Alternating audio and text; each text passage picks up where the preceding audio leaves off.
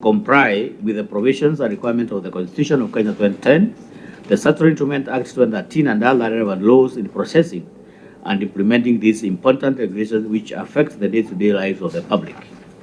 Finally, honorable senators, ladies and gentlemen, I would like to appreciate the delegation before us today, arranged by the Principal Secretary for making time to attend and meet this committee in scrutiny of these regulations. Yes. Chair, before Faki comes, can I finish with one? Yes. Just one. Mr. CS, Honorable CS, we have so many laws and regulations in this country. And I pray and hope that these particular ones will be implemented. Just be more than Michuki for implementation of this. Because Athi River is a big issue to us, people of Machakos. And the pollution from the factories and, in Machakos, Mavoko, Athi River, Syokimau, it's terrible. People are dying. Kindly do something. I will assure this committee and the country that I will deal with noise polluters, air pollution. The problem is not the law. The law in this country is very clear. The problem is corruption. The big industries are paying. Yeah. Let me say it because, and I'll tell you, put that together with the Nairobi River. The Nairobi River is 87 kilometers from the source to Thwake Dam. And within this city is about 27 kilometers. The biggest polluters of Nairobi River, as people want us to believe, Mr. Chairman, is not the informal settlements. The biggest polluters of Nairobi River are industries and factories that have not put in place the right infrastructure to discharge their effluent. Every factory, every industry knows that whatever they produce, there will be a waste. They must have an infrastructure, a mechanism to discharge that, to deal with that effluent. Now what they are doing is they are discharging all the effluent into Nairobi River. And 145 of them have been given restoration order by NEMA. And I have changed all the NEMA officers in Nairobi County 2 months ago because nothing was moving. They go to a site. Mr. Chairman, and I think this, I have to say it because Kenya is ours. We must tell the difference between our personal interests and our national interests. And the national interest must come number one. Many public servants, many citizens confuse between personal interests and this is not now, this is historical. This has started pre-independence. So the biggest polluters of Nairobi River, up to the people in Kitui and Makueni, who become victims of pollution of that river, who have not done anything. They are in their farms. It's because of industrial big factories who don't have infrastructure on how to discharge their effluent. 2, garbage collectors in this city.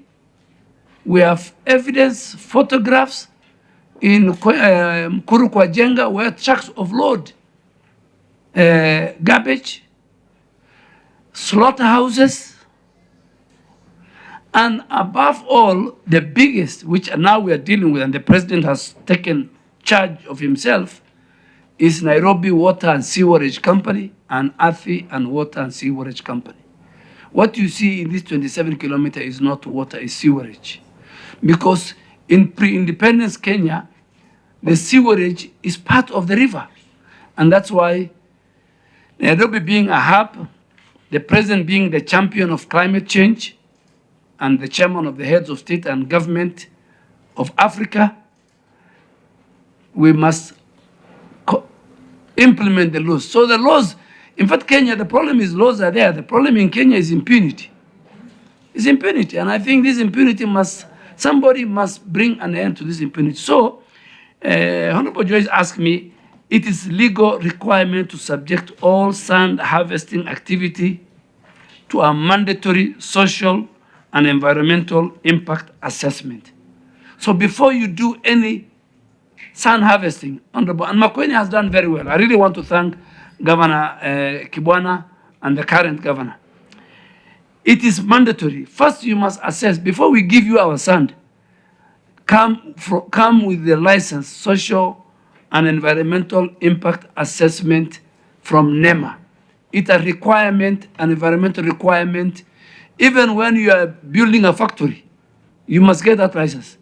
Even when you want to do conservation in our game parks, you must do social and environmental impact assessment. No activity can be allowed without the EIA license.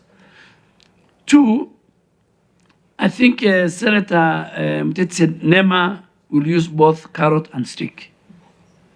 Yes, NEMA, they, you know, like any other agencies, people avoid the big people because it's like the traffic.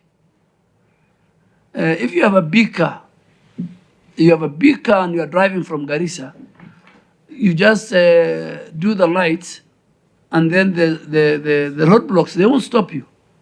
But they stop Matatu, they stop Dropbox, they stop all these things. This is the problem in our country. We must change. So if a criminal is driving a big car, he passes the roadblock. If he's carrying drugs, he passes the roadblock. Because people equate big cars and power. But I have told NEMA, well, let us start with the big fish. Yeah, so that we go down. You know, we deal with. So NEMA will, and they must do, they do civic education. They do, if you go to our website, we talk to the local FM stations. And I'm sure after these regulations are passed, they'll go to Makueni.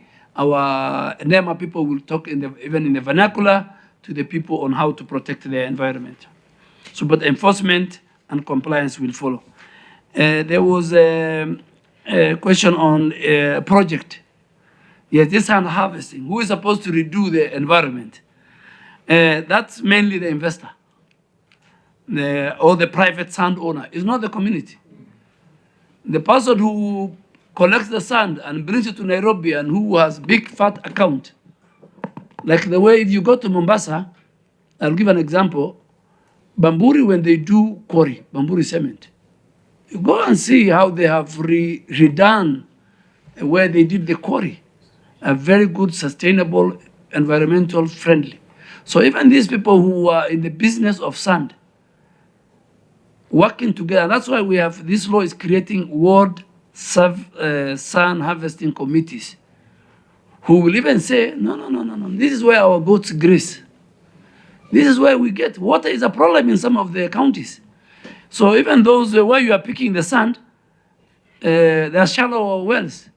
They will even tell you, no, if you do it here, our women and our animals will miss water. So that's why we, every law we make, and I think Parliament has been very, even in the forest, the communities that live along the forest, they protect our forest. So there's it is the investor, Honorable Senator for Machakos, and the private owners is not our ordinary citizens. Thank you, Honorable CS. But can this be made very clear in the regulation? Because even in the regulation, it's not clear. That's why I've asked for it.